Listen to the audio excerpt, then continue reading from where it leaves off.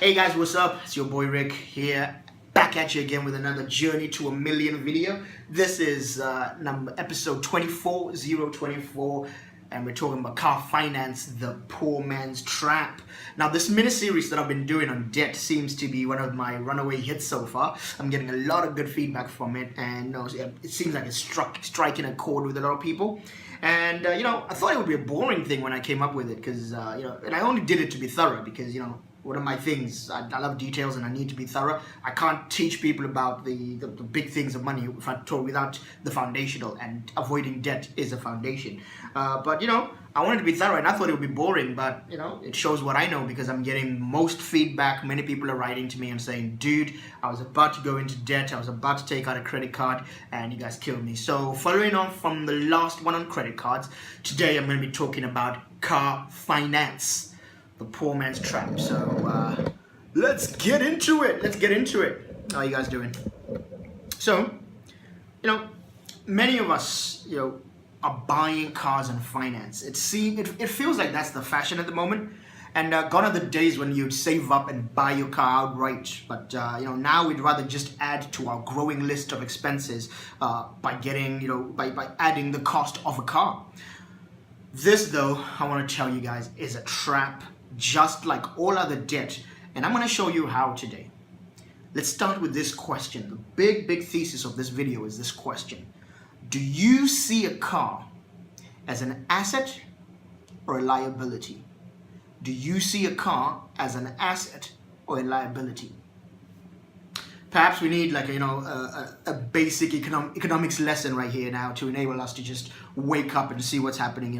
An asset adds to you. What is an asset? An asset adds to you financially, while a liability takes money out of your pocket. So I will ask again: is a car to you an asset or a liability? Your answer to this question is what will make you justify whether you're going to spend £10,000 on a pretty vehicle or not. And I hope that I can change your mindset to understand that a car actually is liability. In the most ways that we all use cars, it's a liability. Let me tell you what's happening. Let me tell you what's happening behind the scenes. When you buy a car, when you put a car on finance, let me tell you what's happening when you're deciding to take out a car on finance, the economies are the kind of countries we live in. I live in the UK, one of the leading economies in the world. These economies, they need to have consumers for their products. That's one of the things, they do. One of the things they do if they want to sell. The questions that industrialists are asking, guys, the things that keep them up at night is, who is going to buy all this stuff that's coming off our factory floor?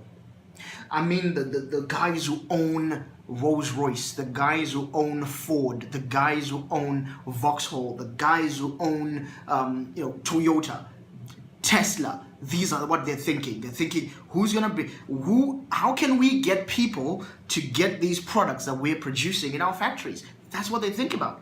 So cars are one of the most pricey products that they need to sell. So these big brands that make it a shopping experience, an experience for you to shop for one of their machines, you think they're doing you a favor. You're going like, ooh, I'm picking out these nice things. I'm putting some suede on the car seats. I'm wearing counterclockwise spinning rims. And you're thinking, you know what? These guys are doing me a favor. But what they're doing. That's one of the hallmarks. This is one of the hallmarks of a developed, quote-unquote, developed countries. Because I lived in Zimbabwe before. And one of the hallmarks is the amount of car adverts you see in the developed nations. Because, see, back in Zimbabwe,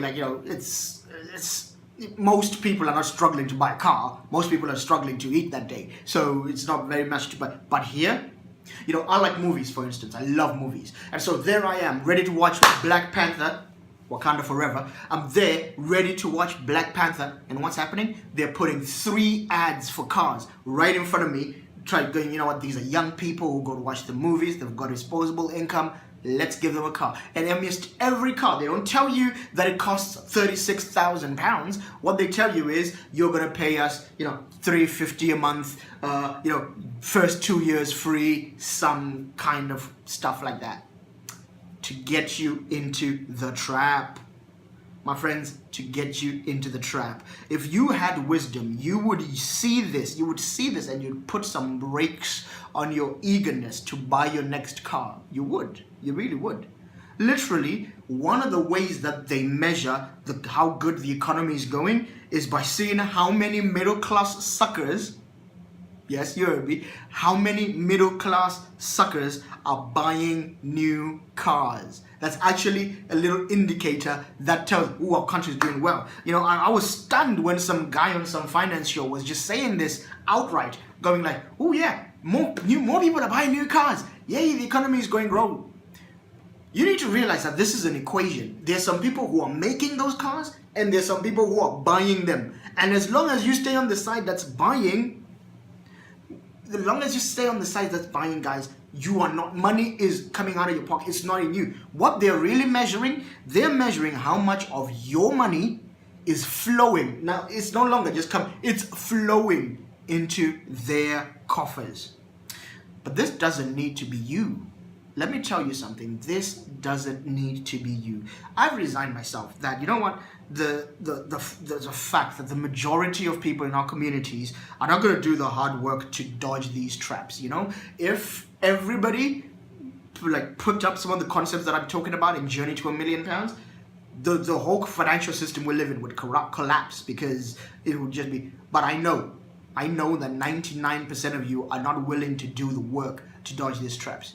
But I'm just hoping that a few people watching, those of you who are watching this video, we're going to put a few of these things and basically move from one side of the equation, the consumer side of the equation, and go to the producers. Become someone who produces something.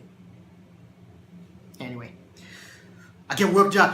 I get worked up. Okay, so let me tell you about 3 types of people who fall easily into this trap, the trap of car finance. Number 1, young people. Oh, I feel sorry for the young generation. Young people fall into this category. You know, the pressure on young people to drive flashy, fast cars from the get-go is intense, man. It's intense.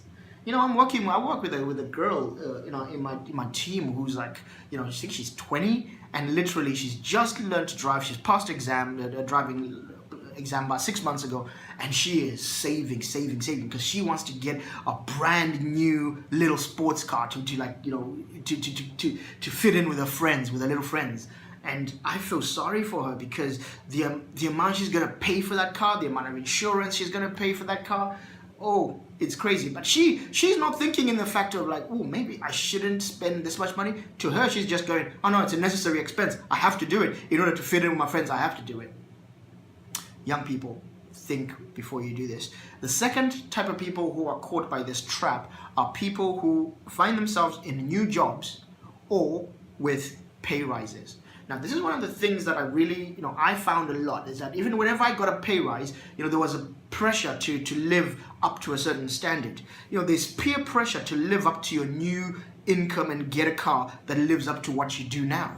Many people, they look at you, oh, you got a pay rise. Are you getting a new car now? In fact, I did it the other day, literally 3 days ago, maybe 3 or 2 days ago. I did it to a place, the place where I work in here. There's some people who work here, and one of the young girls, I remember her from when she was a university student. I used to talk to her back then. She's literally just finished her exams, and she's got a full-time job here. So that means now she's getting a full-time salary. Before, she was on a part-time. And do you know what I asked her when she told me? I said, oh, so are you gonna get a car? Because it's so ingrained, it's a cultural thing. I only caught myself later. I'm going, what am I even doing? Telling this girl to get a car when she should be doing is saving her money. But that's the thing, guys. That's the thing. It's a trap. It's a poor man's trap. Third types of people who are caught by this are people with poor or bad credit. Now, this is a tough one, because we wonder why we can never climb out of the hole of some of these traps. One of the things that happens here is that, see, every finance website that I go to now as a section says, oh, if you have poor credit, come here. And you know the dirty secret? They make you pay more because apparently you are higher risk. So they make you pay more for the privilege of getting on the finance and getting a car. And because you think that you can't live without a car, you can't live without a nice car, you go for that. And I'll tell you, that's the truth. But for me, I remember when I bought one of my favorite cars that I ever owned. Her name was Boquisha. I used to name my cars. So this car I got, I think it was my second car. I got it. I just got it out of some bad, so my debt was not the best. And do you know what I did? I went to this dodgy place. At that time, there's just a few, but like now there's loads. I went to this dodgy place called the Car Finance Company. And what they did is they added an extra, I think the car was £2,000, and I think I ended up paying an extra £1,000 to like basically own it for the privilege to go on their car finance. And they basically put my car on some kind of tag where literally if I just stopped paying them the direct debit, they could literally disable my car from wherever, remotely. And I remember thinking, I was like, this can't be right. But these are the things, these are the traps that we fall in when we go into car finance. If your eyes were opened, guys, to all these things, you would make sober judgments and decisions and only buy a car when it is an investment. Will that car increase your earning potential? That's a big question to ask before you buy any car. You would consult your budget first of all. Besides the cost of the car itself, that's what most people think, oh, this car's gonna cost me this much. Do you ever consider the fuel costs? Are you going to consider the the insurance, the tax? What happens? You remember, anyone who's owned a car knows that like you can just wake up in the morning, you start your car and it doesn't start, and like the garage goes like, yeah, you need to pay for something that's going to cost £300. They basically pull out £300 from your backside, as if people just have money like that lying around. No, but this is the things you're thinking when you are falling into the trap of car finance. That's why it's a trap.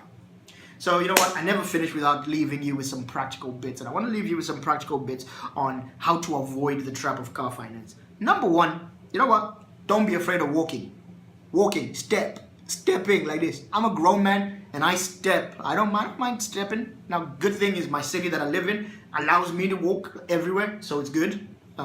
But it's healthier for you. I'm trying to lose some weight anyway, so it's healthier for you to walk, and it gives you time to get acquainted with your mind. So for me, I take a bus to work every day, but I walk home from work.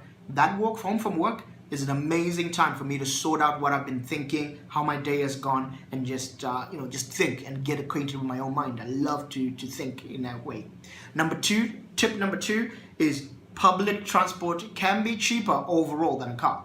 I remember having this conversation with my mom where literally she was like, the bus fare is this much and then the petrol cost on the car is that much. And it turned out that the bus fare was more than the petrol cost of the car, but she wasn't thinking about the wear and tear that happens on the car because you're going and how much it will cost you, the insurance costs and all that. She wasn't thinking about all that service, MOT, all that stuff.